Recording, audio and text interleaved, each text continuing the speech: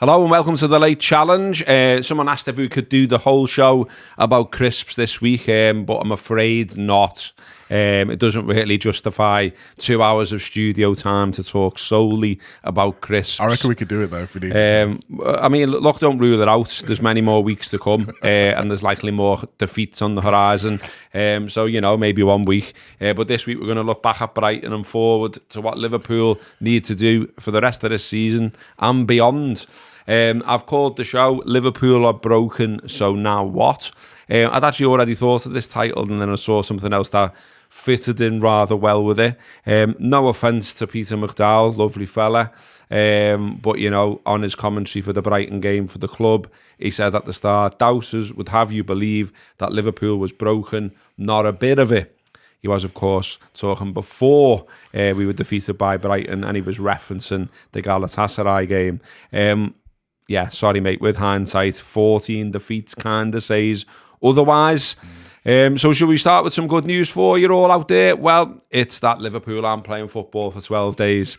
And the bad news, well, when we come back, it's City away on the Saturday and PSG away on the Wednesday.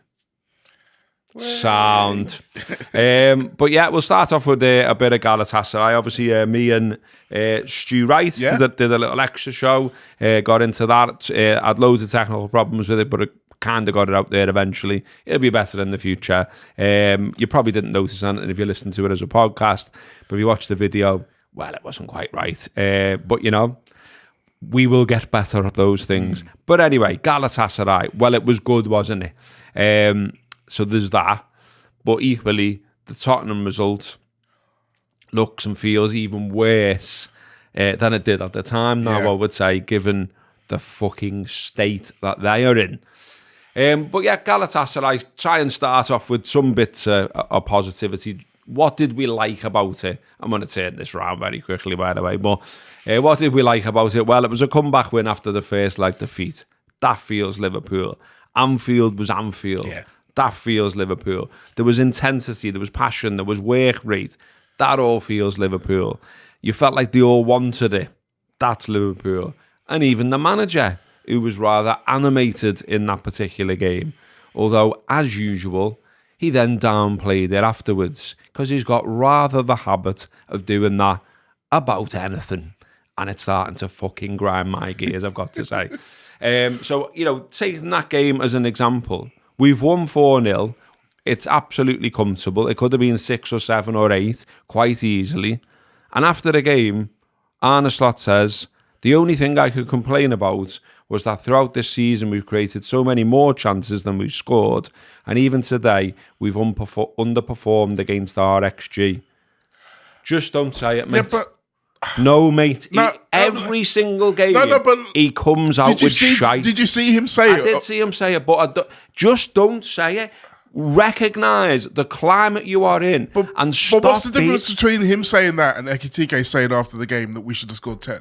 Mate, it's just, I don't know how you don't get it. Like it's like every single game, every single press conference, he comes out with shite. And before that game, it's a European night. It's a night where Liverpool can come alive, Anfield can come alive. You can call upon Anfield. You can talk about European history. You can talk about Liverpool coming back on great European nights. What does he talk about?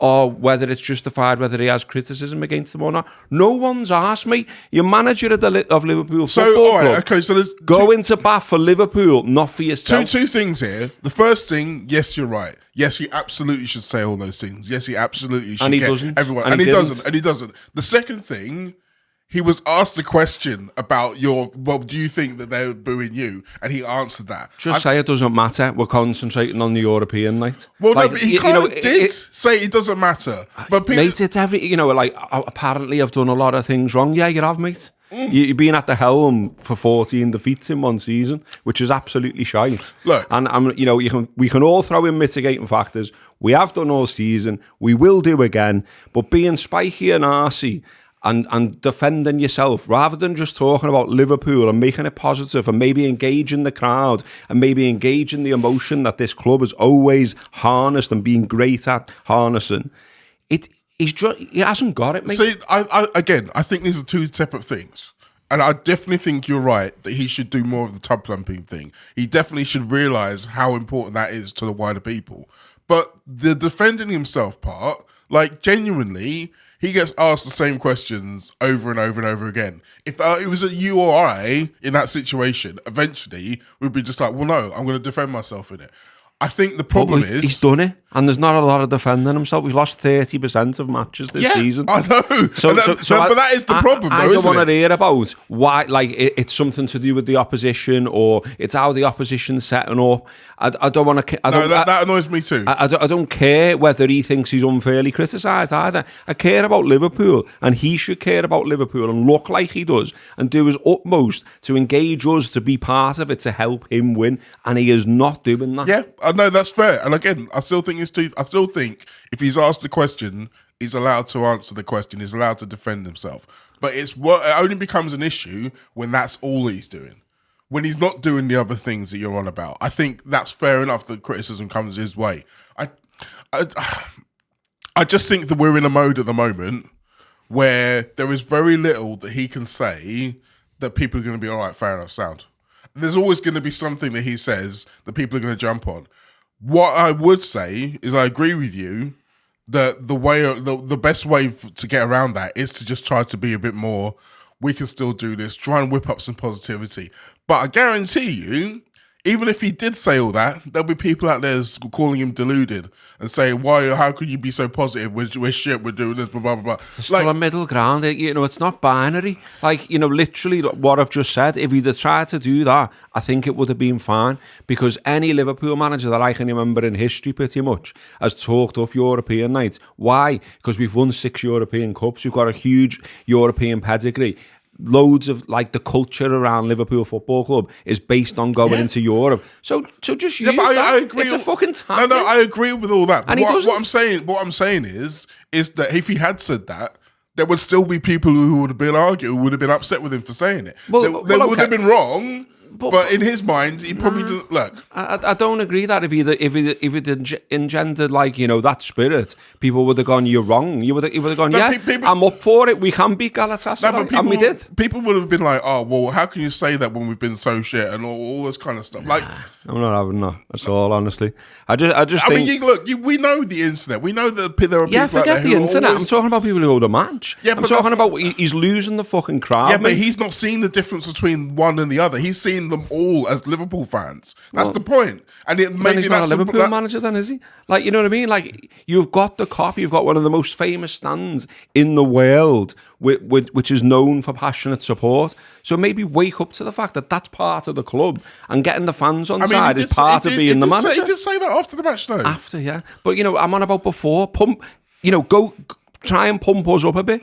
Because if it's the same for Paris, well, it'll just show it again that he's not a Liverpool manager. Because, again, despite everything that we're going to say in this show, and despite everything that's gone wrong, I think Liverpool can bring a good version of themselves and put up a bit of a fight against Paris Saint-Germain. And I want to hear the manager say that. And I want to hear the manager talk about the power of Anfield. And I want to hear the manager say second legs at Anfield are famous for a reason. And he could have just done that in the Galatasaray game instead of, sitting there with a narky face, being spiky and saying things like, "Oh, well, I must have got a lot of things wrong." You have, mate. Yeah. You literally have, mate. Yeah, but look, right, as I said, there are parts of that which I 100% agree with, but I also just think that maybe the fact that he doesn't see it that way, maybe you're right. Maybe that means he isn't a Liverpool manager. But I just think that I can understand why he would think that anything I say is going to be jumped on, because there probably were bits in what he said that were a little bit like that, but they weren't as prominently, they didn't come out at you as prominently as the bits he said that were wrong that everyone jumped on. And this is just a symptom of where we are as a club. This is just a symptom of, look, Jurgen Klopp, one of the best speakers we've ever seen as a manager at Liverpool. And if you go back to the seasons when he was going wrong, were people able to understand and be like, okay, I understand it's all going right, all going wrong here, but he's still saying the right things. People were still picking apart everything he said. But we were behind Klopp. And it felt like there was a connection with Klopp, and it doesn't feel like there's a connection with Arne Slot. You're saying the we as in the people who go to the match. I'm talking about everybody. And I think that not everybody makes that distinction. There's not a huge amount of people going into bat for him anymore, Mo. And part of the reason is that he hasn't got a connection with the fan base, which is mad when he's won the league. And I've come on here week after week and defended them. I've tried to be fair. Like I said, I've talked about the mitigating factors. I will do again. But part of this is, and we had the same thing with Brendan Rodgers, where it just doesn't feel like you're the right man. And it just doesn't feel like you get Liverpool. And it just doesn't feel like you're slotting in to what we want from a manager. And, it saddens me to say that, but that is where I think we are. And I don't know how he puts that right, but he isn't putting it right. In fact, he's making it worse almost every time he opens his mouth. Take your flowers when we actually win. Build Liverpool up before a game and don't talk about how the opposition might play. No one gives a flying fuck about whether you can't get round low blocks. And it's just... This goes he was back going to, on about stylistically and all this. Style leads to a fight and all this kind of stuff. Okay, well, Brighton came for a fight. Brighton were open. You could have gone through Brighton. You ran out of steam after half an hour. Why was that? Is that nothing to do with the manager? Well, I mean, it is. I think that's, again, another point that we could go into, and we probably will go into. But what you were saying before about how he sees things and what he says and what he doesn't say. Like, fundamentally, he is himself. He is who he's always been. So there is a large body of evidence now to say that maybe because of those things, he isn't the right man. Maybe this is the point where we have to say, look, it's not just not working. I agree with you on that point. But again, like I've said previously on other shows, like, I don't expect him to be someone who he's not. and maybe we've got to the point where him being himself has made us realize that those things are never going to change. He's always going to be the person who sees things that way. He's always going to be the person who talks about the opposition. He never talks about what Liverpool can do. And look, I'm not trying to sit here and say that those things don't annoy me as well. I'm just trying to understand why he's that way and why he's saying those things. So I also think that there are times, like I said before, where we fixate on the negative of what he said rather than some of the other things he said. Like, I think that's fair. I think that's a fair thing to say as well. But look, all of it doesn't matter if the football is still terrible. Like, that's the most important thing. Of course, here. Yeah. But, like, I get this all the time that people say to me, just like when I'm out and about or talk about football to other Reds or whatever. And every now and again, I'll get someone who'll say something like someone I was speaking to over the weekend said, I don't think all that matters. Well, I'm sorry, in 2026, the media game is fucking huge as part of being a manager of a major football club. We haven't just seen that at Liverpool, we've seen it at other clubs as well. And like the media is 24/7, the fan media is through the roof as well, social media is through the roof. There's never been scrutiny like it. In terms of media and all the related arms of the media than there is now in 2026. So to say what you say and how you act, what you choose to say, what you choose not to say, doesn't matter in 2026. It absolutely does. It does matter. It helps you fall on your sword, and that's what's happened. But what I would say as well is the part of that is there's a large part of what he can't control. He can control what he says. That, yeah. What he can't control is how what he said is perceived by the people, how what he said is highlighted by us in the media. And I mean, look, I sit here and I literally do a show after every press conference where I talk about what he said and what I think he means. So I'm part of that. Like, I'm part of the people pulling apart everything he says. And that's something that previous Liverpool managers, well, going back like 10, 15 years beyond, didn't have to deal with. They didn't have as much of that to deal with. But I also think you are right to say that you can't just dismiss it. Like, I do feel like there have been times where you can see that the pressure's getting to him by how he responds, like by trying to fight fires, and it doesn't help. Like, if I was in his corner, I would be like, similar to what you'll be saying, I'll be like, look, less of this, please, and more of that, please. But one thing he did say before the Galatasaray game is that he's been in football long enough to know that whatever he says, wins will paper over. Wins will win people back more than words will. But at the moment, I don't have any confidence that there's going to be any of those either. Like what you said why wasn't Brighton anything like Galatasaray? Again, I feel like there are some mitigating circumstances. And again, I feel like he kind of talked about that before the game. So I did a bit where, on my press conference review, where I talked about what he said about the 62 hours between the Wednesday game and then the lunchtime kickoff. And I asked him, do you think that the Premier League should do more to help teams? Because the rule says that you have to be away on the Wednesday to be not playing in the Saturday lunchtime game. But if you're playing away in the Saturday lunchtime game, then you've still got a similar amount of travel. So I was like, do you think that they should help? And he was like, no. I understand it's difficult, all that kind of stuff. He wasn't trying to send a message. So I was like, so why is he saying it? Why is he going on about this gap?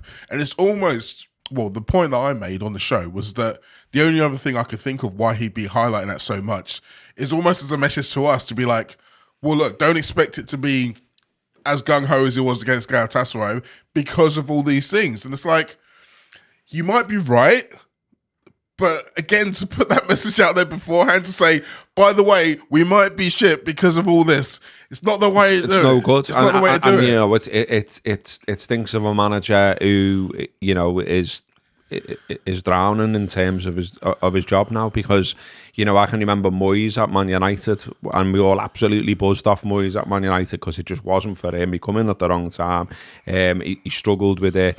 And I can remember him sitting in press conferences coming out with stuff about how Liverpool were a great side. Liverpool will provide, you know, tough opposition and all this. And it's like, oh my God, how are you sitting there as a Man United manager and saying that? And like, look, you know, it's 15 years thereabouts since Roy Hodgson was manager of Liverpool, and yet I can still fucking reel off loads of stuff that prick said when he was in charge of Liverpool.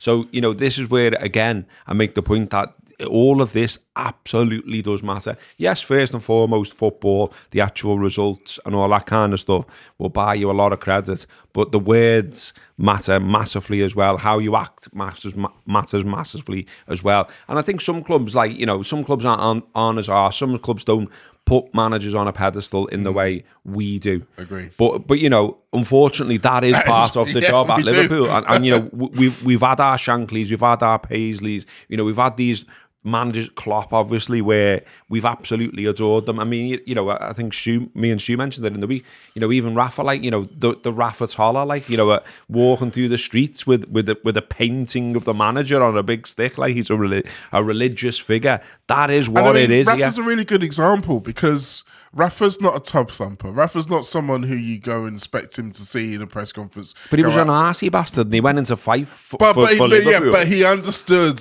the city, he understood the people, he understood what was important, and he was able to convey that. And you're right, I think there were so many so I think Rafa's connection to the city of Liverpool beyond just the football team was something that I think that really did help him in the tough times. Fucking lived here for a start. Well, this is it. And this is the thing, is like, I look, I can see both sides as to why Slot might not necessarily want his kids are going through exams and stuff like that, so it's not as easy, particularly, it's not like moving to a different city, you move to a whole other country. I can understand to an extent why his family haven't all come over. But it does also lend the idea of a temporary nature. It's kind of like the equivalent of, like, he's sitting in the house with his coat on. You know what I mean? It's like, it's like there's a part of his mind that's not mentally here. I mean, people used to have a go when Mourinho was Man United manager. People had to go at him for staying in a hotel or not buying a house. It's like, he was in the city, but that wasn't enough. He wasn't as all in as people needed him to be. And United are another club, like you say, who have that about the manager. And I do feel like there's a certain element of some of these things don't matter in his mind, but as you say, the once things are going wrong and you're looking at things to kind of mitigate that, they do start to pile up. And I don't know. That's it. David in the comments, thanks for the super chat, mate, says, we're 18th out of 20 for running stats, no intensity, just not Liverpool, awful to watch, bin them off now, lads, and try and salvage the last few games. Just as part of, like, mentioning mitigation, we've both used the word about 6 times already. Part of the mitigation arguments for 14 defeats or losing 30% of games this season is the squad depth, is the squad quality, is a paucity of options, and so on, which I've got time for because I think a lot of that is true. But here's a question for you. We beat Galatasaray comfortably. The game is 4-0 after the hour. The game is done. It's cooked. It's over. It's a possession from there on into progress. It's job done. So just as an example, as a question, why does he not take McAllister off, who's looked so far off the pace on the regular, and he's looked done in after about half an hour against Brighton? But instead, the subs in that game against Galatasaray are 67 minutes, Jones for Frimpong, 74 minutes, Gakpo for Salah, 89 minutes, Kaza for Ekitike, and 89 minutes, Trey Morris-Nioni. Only discovered that was his full name today, so thought to throw that in. I like it. He should use the full name more, as far as I'm concerned. Trust me, when Mo Salah leaves, I'll be talking about that a lot more. So Trey Morris-Nioni for Ryan Gravenberch and Inga Mauer in for Vert. So there are 3 subs on 89 minutes. Now that's a game that's won. Yeah. It's a game that's done. And you're talking about players looking goosed, gassed, steamed, blowing for tugs, to use a Scouse phrase. No, it doesn't. It does not mean that. It does not mean that. But like, I have to go. Oh, but what? Like, no, you're absolutely right. So the thing that annoyed me, because I was saying exactly the same thing at that point. The moment the 4th goal in, I looked over to subs was like, where are they? The Frimpong sub felt like it was something that was planned before the match, because he is still coming back to full fitness. It felt like 65 minutes or so felt like a good amount to give him. So, and then the Salah change happens because Salah asked to come off because he's injured. So that probably wouldn't have happened otherwise. But you're right, like Trey Morris-Nioni should have been on the pitch the moment that 4th goal went in. In fact, maybe even before the 4th goal. Yep. It should have been like, right, give you half an hour in that game would have done him good, would have done McAllister good, would have done everybody good. Exactly. And I think with Rio, yes, obviously he's getting more minutes, so I can understand there's a part of him where he's like, I still got to make sure he doesn't get too much over the course of a 7-day period. I still think the 89th minute is just, look, you will never convince me that 89th minute subs are worthwhile for any reason. It's just pointless. It really is. It's just, if someone's had a good game and you want to give them a clap, that's fair enough. But other than that, I don't see the point of 89-minute subs. If you're going to make a substitution, give the player, at the very least, 10 minutes plus injury time to do something, to feel like they get their feet under them in the game, to actually make an impact. Anything less than that is just like you might as well not even come off the bench. Well, there's just some stuff that just doesn't make a lot of sense, isn't there? I think, and this is where, I start to struggle with them, really. Like, you look at appearances and minutes this season, and, we've played 47 games, if you're including the Charity Shield. Van Dijk's been in 45 of them. McAllister has been in 45 of them. Szoboszlai 43, Ekitike 42, Gakpo 42, shock. Konate 41, Gravenberch 40, Wirtz 40, and so on and so forth. But you're going down the list and looking at, players there that maybe could use more. There's not loads, to be honest. There's not loads, but Nioni's one of them. He's only made 11 appearances. Others, obviously limited by injury. But I mean, as an example, before Endo got injured, he wasn't using Endo. No. Inga Mauer, he's took a long time to sort of, eventually give him the start that sort of everyone thought he was worthy of. I think the one that stands out for most people is Curtis Jones. Why has Curtis Jones not played more football? Because Virgil van Dijk has played 4,041 minutes. Szoboszlai 3,848. Gravenberch 3,400. Konate 3,397. McAllister 3,220. And then you scrolling down. Oh, where's Curtis Jones here? 2,150 minutes. Now, as I recall, he's not had some mad debilitating injury. He's been available. Yeah. There is talk, and I don't know how true the talk is. I'm just relaying the talk. But, there was a thing caught on camera, obviously in one of the games, where it didn't look like they particularly were enamoured with each other in that moment. And there is talk, obviously, that maybe there's been a bit of a falling out. He was, of course, linked with transfers in January as well. Now, I'd be disappointed with both parties here, given what I was just saying earlier, if we can't put some kind of stupid fucking beef aside for the good of Liverpool Football Club. Absolutely. So, again, look, as far as we're aware, you're right to say that both parties are involved, but as far as we're aware, if there is some beef that's causing him to not be on the pitch, it really is the manager that's down to, because he's the one who's deciding when and if he comes on the pitch. In terms of the unsubstantiated rumours, there was also some rumours that he's been managing some issue, which you have to put, or I say we have to, you can put that into the ether as well. But you're right. It is glaring how little he's been out there, because frankly, I think he could play, if he could come onto the pitch for any of the three main midfielders, for Gravenberch, for McAllister, for Szoboszlai, if any of them you felt like, I want to give him a rest, you could put Jones on and ask him to do that job. Particularly if it's half an hour at the end of a game where Liverpool are playing well, or even if it's... So the amount of times Liverpool have lost leads, I think that there was maybe some of those games where he's come on, again, like I said, 5 minutes to go, but you would want him to come on with 25 minutes to go or 30 minutes to go so he can feel like he gets himself into the game. I have sympathy in terms of the fact that there really isn't a lot of players to pick. Like, I was shocked that more people didn't make anything out of the fact that Slot said the other day that he had Gomez on the bench, but he wasn't fit to play. Like, how has that happened? How have we got to a point where there are players who are on the bench who can't leave the bench, and there's no one who can leave the bench to replace them with? I mean, it's the same argument as the Calvin Ramsey argument. Like, people saying, oh, if he's not good enough, why is he on the bench? Because there's no one else. Yeah. And why is there no one else? And look, with him, I think it's different in terms of when everyone was calling for him, I'm like, well, you don't have to do a bit of basic research to see, like, the actual facts of where he hasn't played very much when he's gone on loan, things like that. It doesn't exactly scream a lad who's got loads of quality.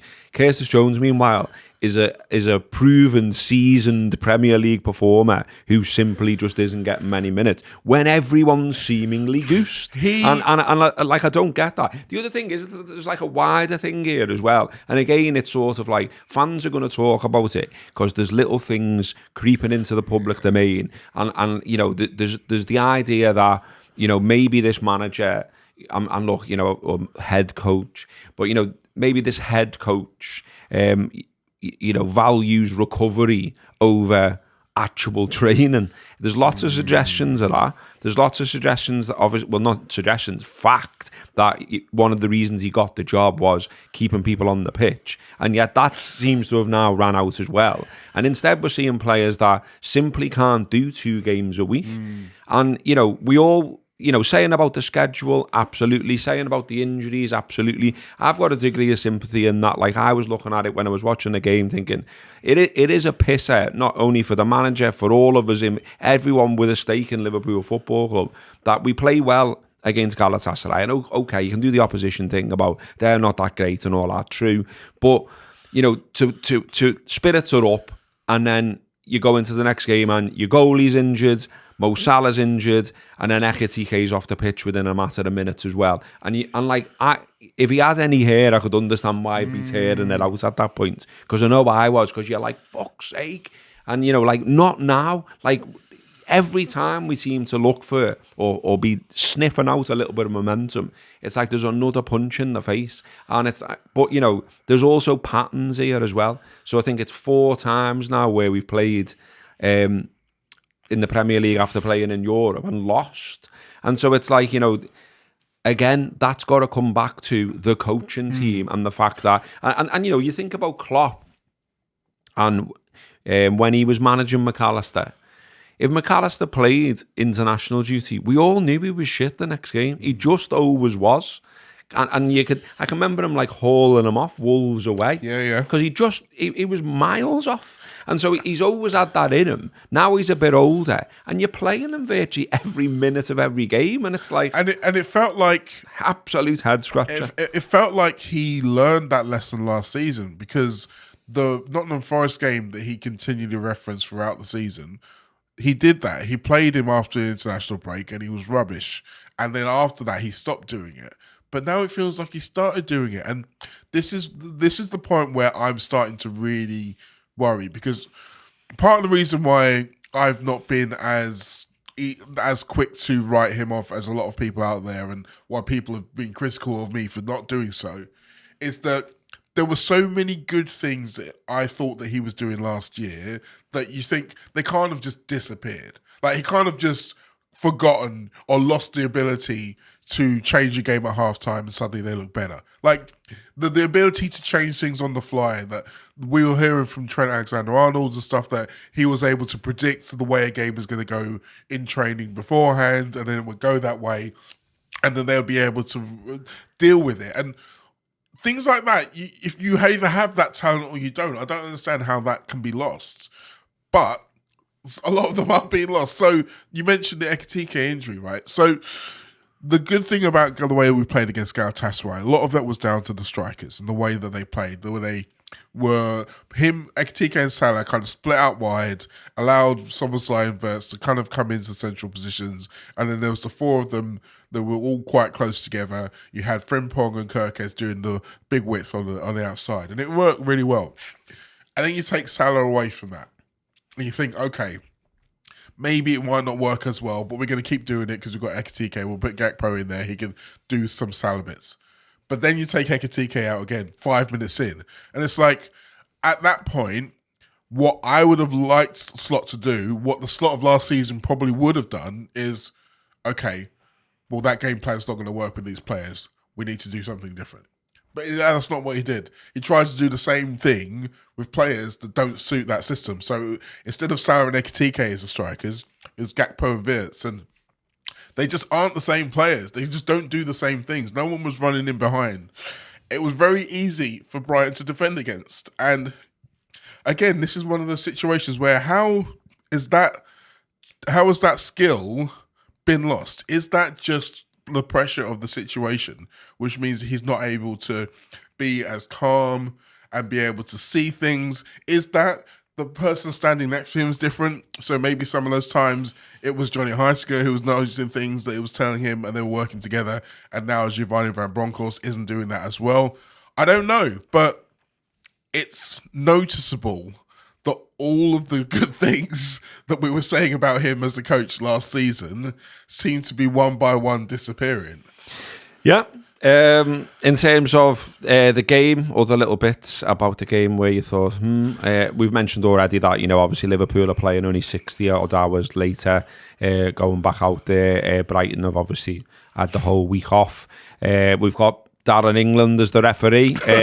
Who's that fella? Oh, he's that fella who was at the centre of the worst VAR moment in the history of English football. He's that fella. And no, you fucking let it go. Look, the start of the game against Brighton, I thought, here we go. This is all right. This is fine. We come on here week after week and said so many times it isn't, and so many times it looks like we're not competing. And there's people in the comments here going on about you're not being fair, you're not this, you're not that, you're not the other. As usual, you can't fucking win on this show. Like 1 week, you go through every factor that it could possibly be, and you haven't had to go at the manager. Next week you come on, and you point out all the faults around the manager, while still throwing in mitigation, and it's still not good enough. So up your arse to the people who were trying to give me shit in the comments.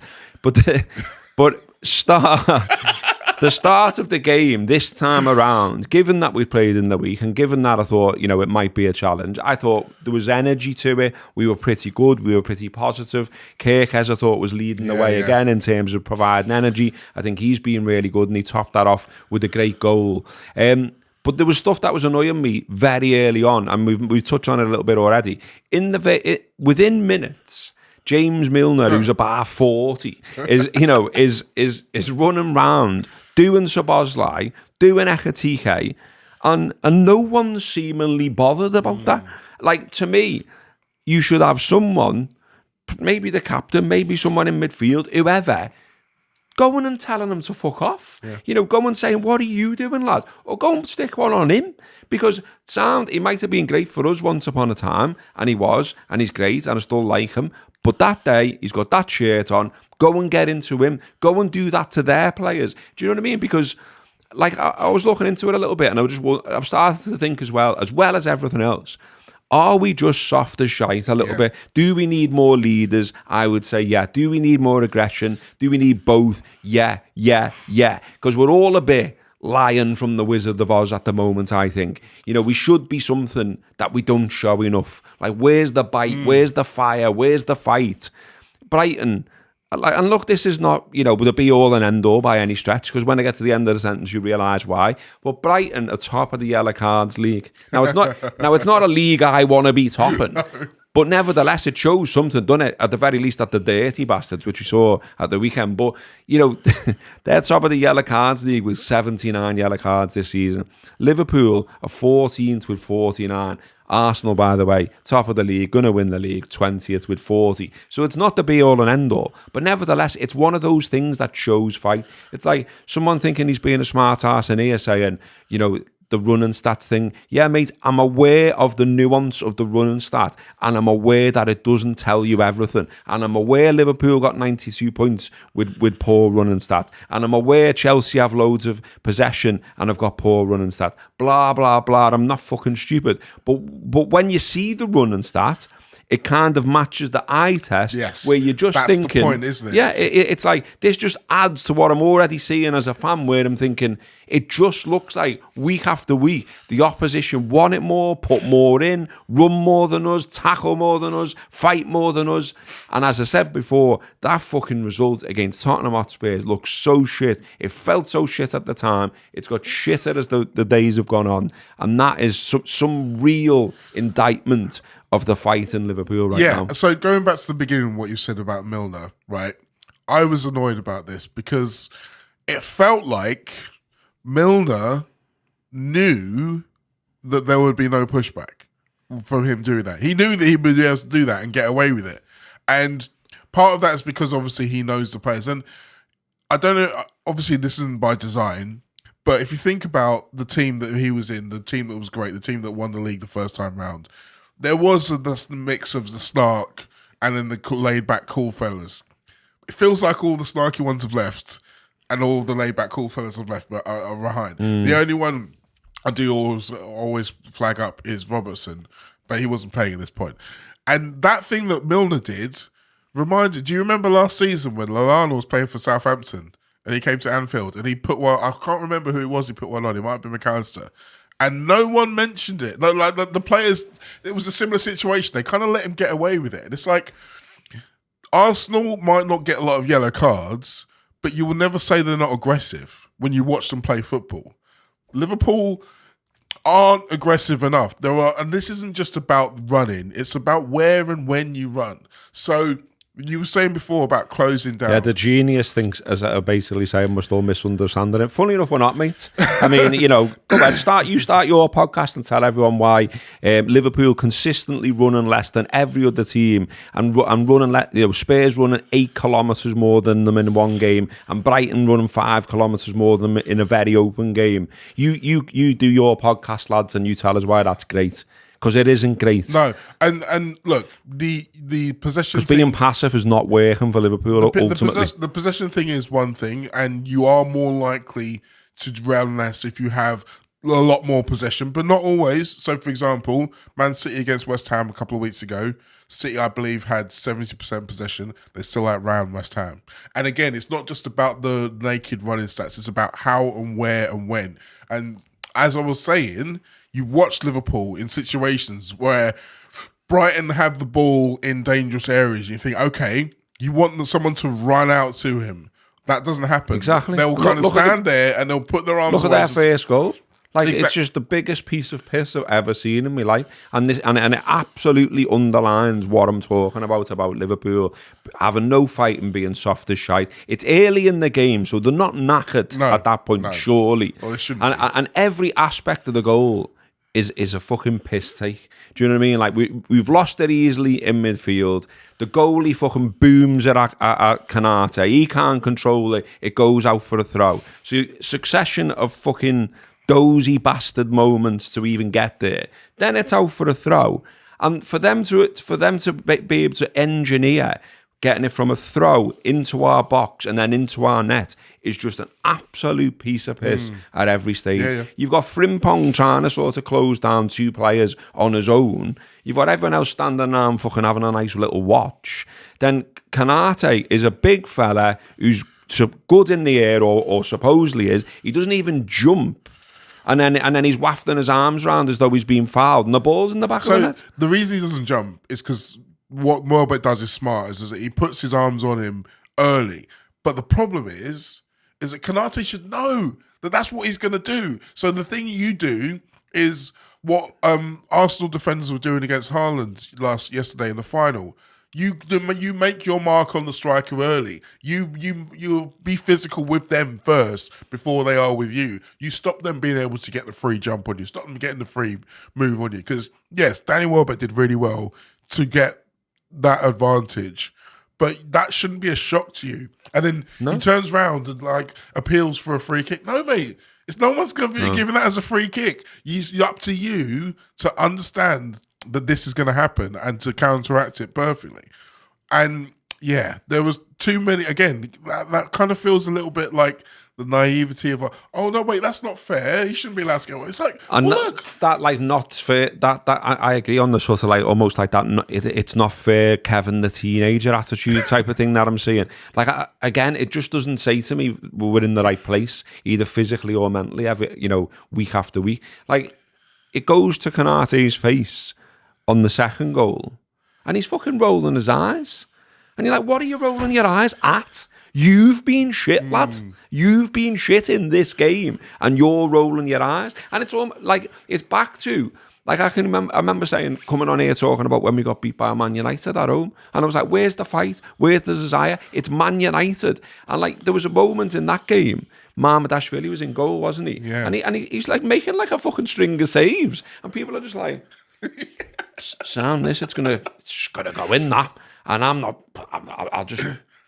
Yeah, go. Oh, he's made this. Oh, Sam, play on. And you know what I mean? It's like you're active parts of this, lads. You're part of a team. You can influence what happens here, lads. And it's like they're just sort of like, it's not my fault. It's really frustrating because like you'd want to be able to give them all of the love and respect that you want to give them as players of your team. You want to support them. At the start of every game, we're going to sing them, we're going to support them, we're going to hope for the best. But when they have moments like this, it really is hard. Again, it reminds me of being like a parent. And it's like someone who you love, like one of your children, but they keep doing stupid things. It's like, it's maddening, it's frustrating. And I don't like putting the boot in. I really don't, but we are always fair and measured, and when things are going wrong, you've got to talk about what you see and how you feel, and that's the whole point of the fucking podcast, isn't it? And I don't need people in the comments telling me how to support the football club. I support the football club, and every time I'm in the ground, I support the team. I don't go around booing them. I get behind them. I sing. I shout. I do all that kind of stuff. But when I come on here, I've got to talk about how I feel. I try and put across how I feel, what I see, what other people are saying, what people I know who go to match say, and so on and so forth. And so that's what I'm doing. That's what we're here for. That is exactly what we're doing. So we go 1-0 down, and we're talking a little bit about sort of, physically and mentally, we're not too sure about where they are at times. I actually thought in the immediacy after the goal, they were all right again. Yeah. They were still all right. So, like McAllister has a header, there's a couple of free kicks, there's a couple of corners. You know what I mean? It was like Liverpool was still sort of like fairly front footish, having a bit of a go. The atmosphere is really bad. I was like, you're winning against Liverpool, do you not? Do you not sing? I don't know. Anyway, and then Kirkes, the absolutely fantastic goal. He said after that he was sort of on to Dunk doing that as a thing, and he'd anticipated it. Most people were like, "What's he doing there?" But yeah, great anticipation, great finish. Running back with the ball with an hour to go. Like as though it was some kind of mad comeback. Yeah, that was a bit mad, but I think it was adrenaline was flying. It speaks to a mentality of like, look, this has not been how we wanted it to go so far, but it changes here. Like I think whenever you see someone do that, they're normally behind, and it's like, okay, come on, lads, we can get back into the game. So maybe it was in his mind. It's like, it was just a bit early for that. It was a bit Do you know what I mean? It's like half an hour, lads. Like, we've got no.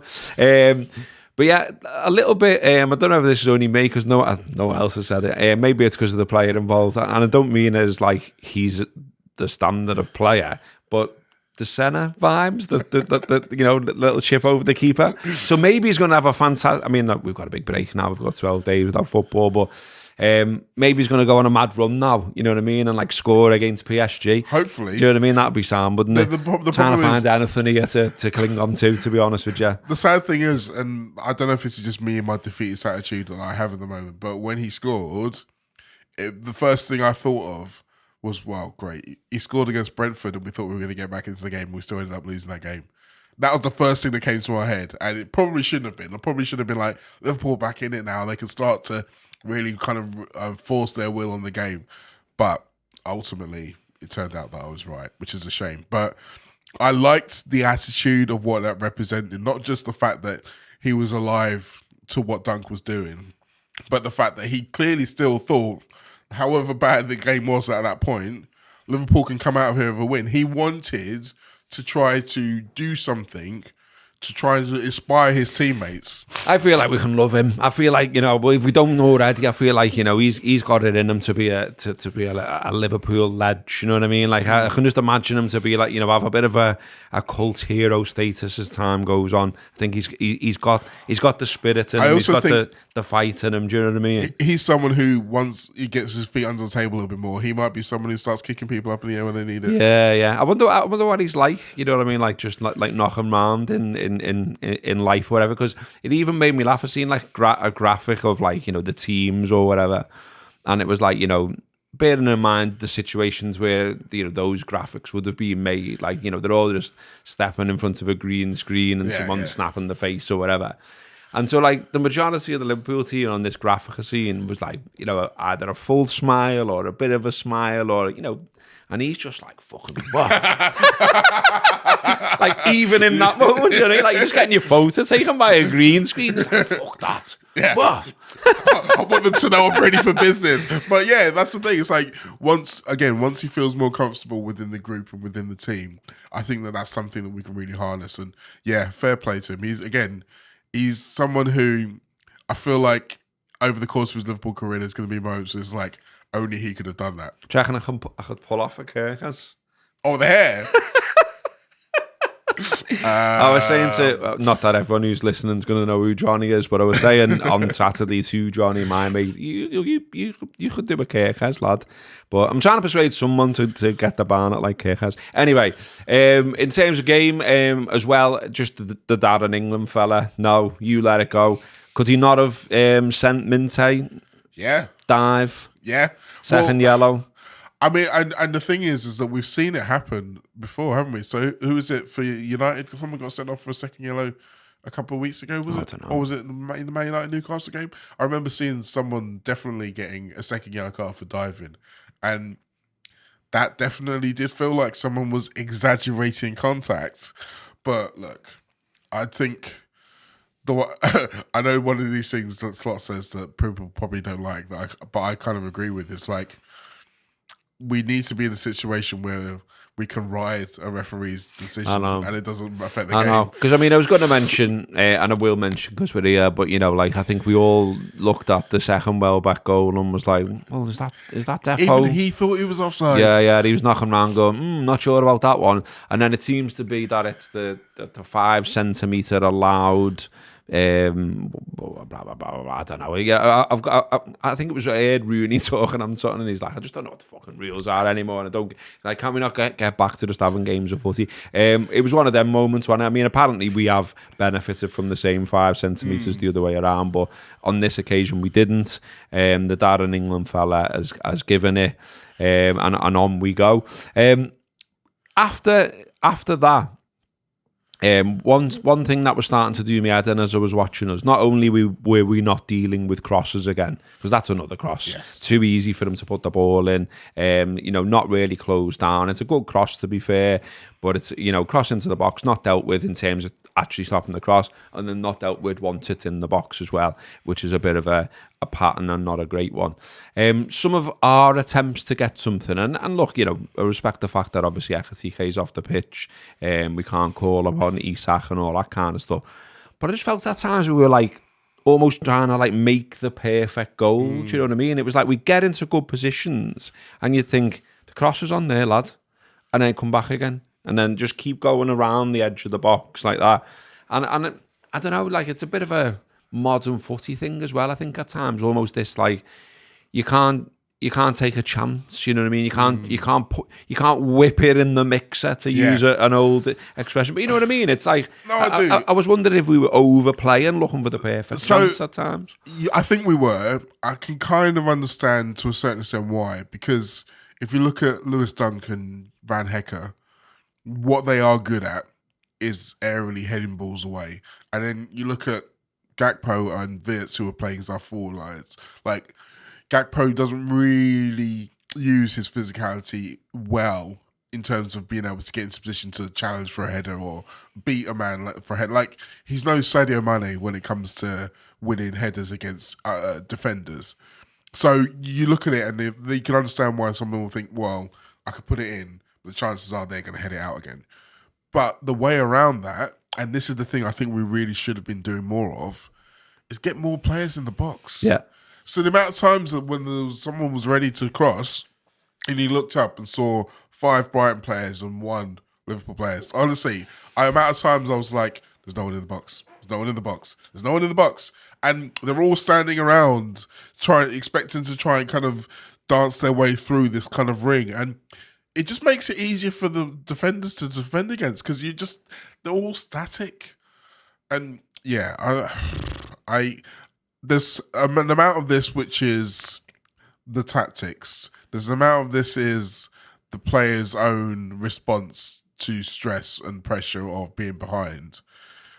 But the end result is still the same, that you don't really back them to fight their way back into a game. So how many times have they actually fought their way back into a game when they've been playing poorly? I would say Bournemouth, away they did. They go back to 2-2. Chelsea go back to 1-1. And I think Palace. Those are the 3 times.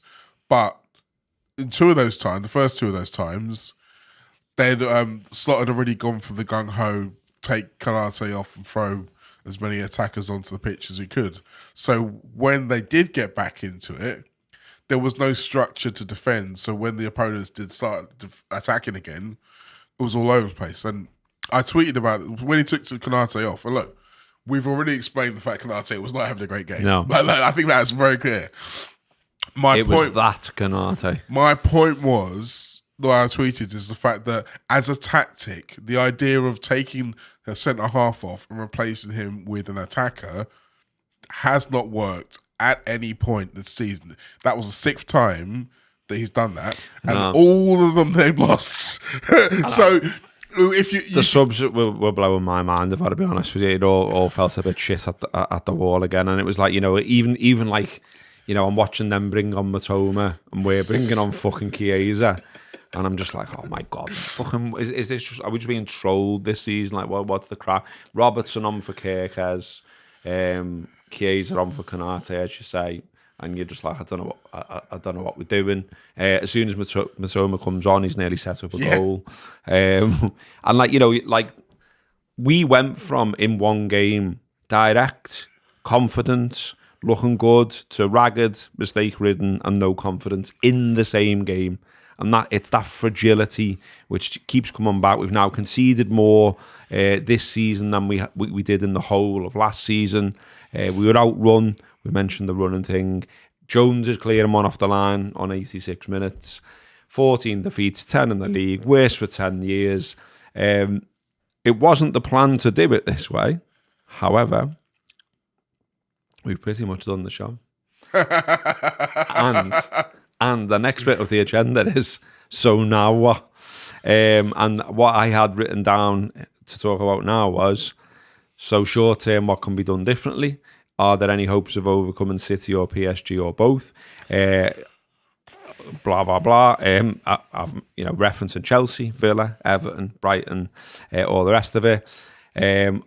I've got down direct, because people seem obsessed with the question, would you sack Slot? Would you support an interim manager? Is it inevitably now goes? Will him, Hughes and Edwards all go? Because there's all little things pointing that could be the case. And we had a nice visit to Tranmere Rovers. So if we get through all of that, we'll talk about that as well. I just wanted to say as well, just in case there are any Arsenal fans watching, there probably aren't, but I'm that kind of knobhead. Do you know that thing I said about Arteta and you all gave me shit when I said they're on the overlap? There it is again, lads. There it is again. Exactly the point I got shit for. He is too cautious. He shits his pants in big occasions. He keeps doing it.